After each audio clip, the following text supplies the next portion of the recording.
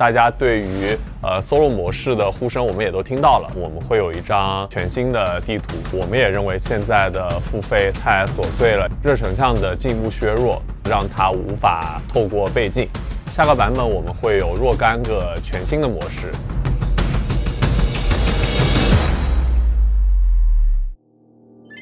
Hello， 大家好，我是暗区突围无限的项目负责人 Dave。首先呢，我想代表团队祝大家新年快乐，希望大家新的一年都有所收获，有所突围，万事如意。那很高兴今天和大家分享我们近期的一些开发计划和想法，那也会就近期的一些社区比较热点的问题进行回应。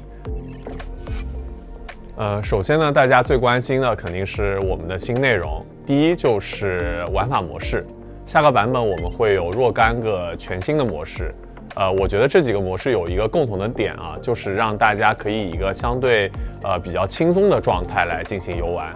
这里我想重点提一下安全区模式。这是一个如果你在单局内死亡，你的装备不会丢失的一个玩法，那很适合前期想要去熟悉地图或者和朋友们进行轻松体验的玩家。那另外几个新模式也是我们常见的一些竞技模式啊，我们也会尝试做一些创新性的设计。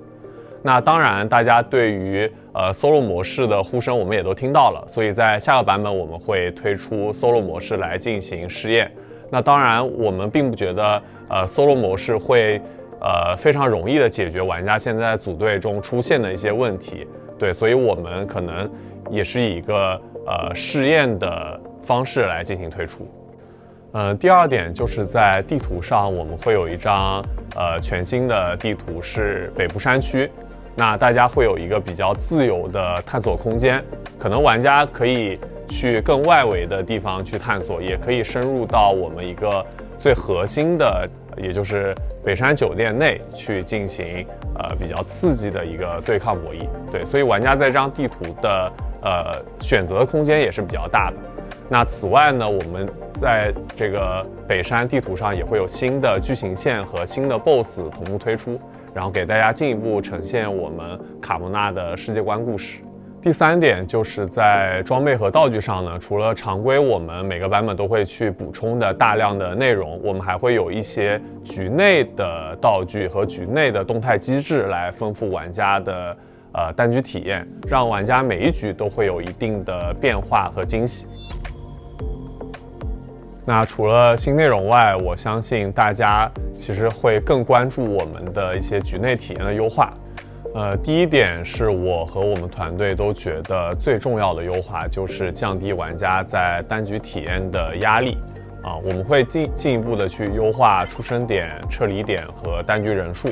同时会提升声音的准确度呀，以及去优化非常多的不可预测的交战点位等等。对，然后这一切的目的是因为我们不希望玩家在游玩的时候是寸步难行的。其实我们希望玩家更主动的以及有预期的去参与一些游戏行为。第二点就是热成像的进一步削弱。我们主要的削弱方式呢，就是让它无法透过倍镜。然后第一是这个比较符合真实的一个设定，然后同时从玩法上呢，我们也认为这是一个比较合适的改动。第三点就是我们会去优化一些环境类的问题。举个例子，就是我们会去解决队友伤害。对，队友在用投掷物的时候呢，我们将会限制他的致死性，同时让恶意伤害队友的玩家呢受到更严厉的处罚。包括我们现在其实也在讨论抢包呀，包括一系列的环境问题的处理。第四点呢，就是我们会做一些便利性的调整，比如说我们的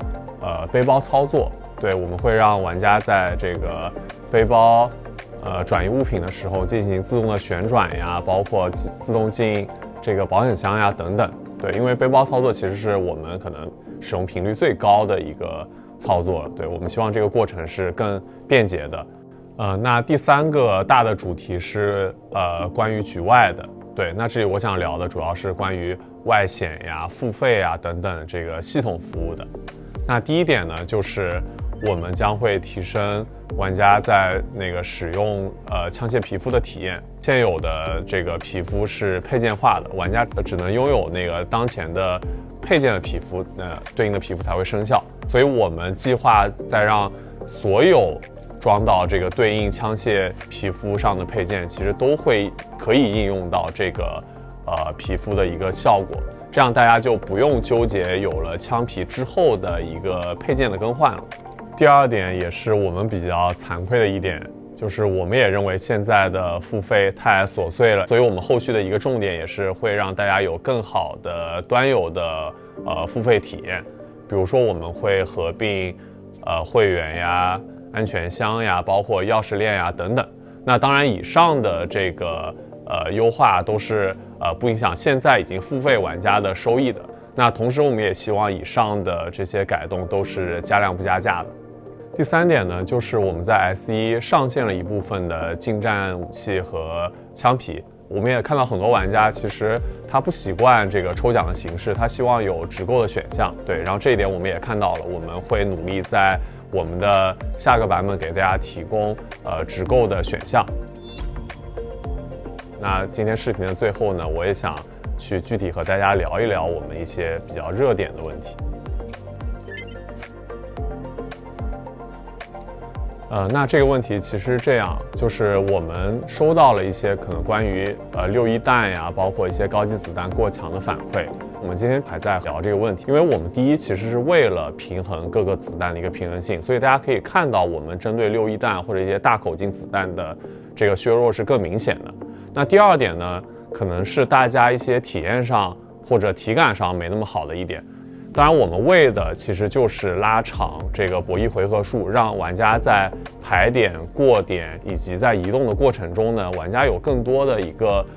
更自由的移动的空间，以及在交战过程中呢有更多的拉扯。对，我们不希望其实玩家起了一些装备，可能在进入单局之后被一个远距离的人或者被一个先手优势的人，其实2枪就秒掉了。这个不是我们希望太频繁看到的一件事情。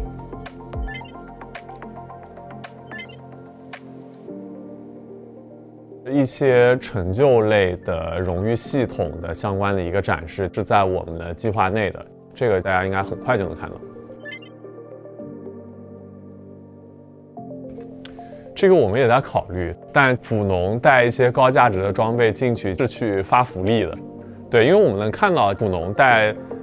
你带的装备越贵，最后的这个平均的这个收益期望是越低的。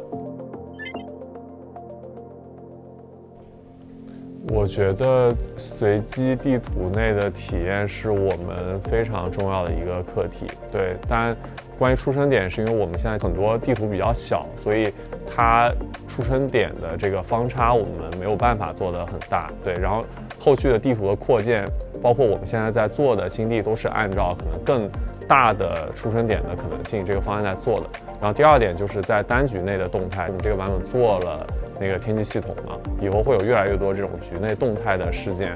去影响玩家的一些局内的体验和节奏。